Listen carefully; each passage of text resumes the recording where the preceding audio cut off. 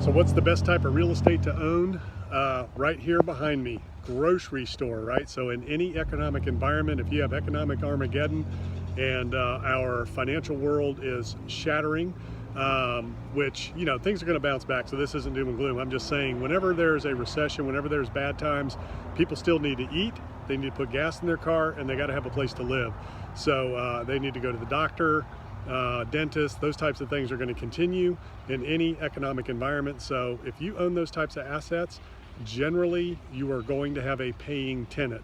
And if the tenant can't pay, then you have property that still has value because you can trade it for something. So if a gas station is your tenant, grocery store is your tenant, you can trade food for rent, you can trade fuel for rent. And if people can't pay you and they live in your properties, then they can trade whatever they do in exchange for living there. So these are the safest assets to own besides cash. Cash is the world currency. The dollar is the world currency.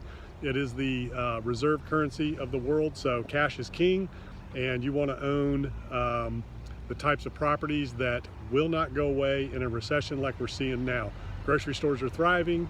Gas stations aren't doing so well right now because, you know, we're on lockdown, but all other things being equal, if you're free to move about the country and your city and your state, gas stations are still going to be a thing until we're all electric. And then of course your core medical services, housing, things like that. So that's the type of stuff you want to own. Retail, like these other properties that you see behind me here, restaurants are closing, hair salons are closing, spas are closing, unfortunately. Those types of things you do not want to own. Office you do not want to own, as we see now.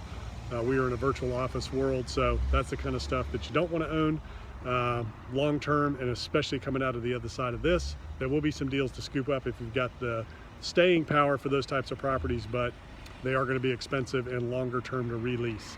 So that is the type of stuff you want to look for. That is the commercial real estate market in a nutshell.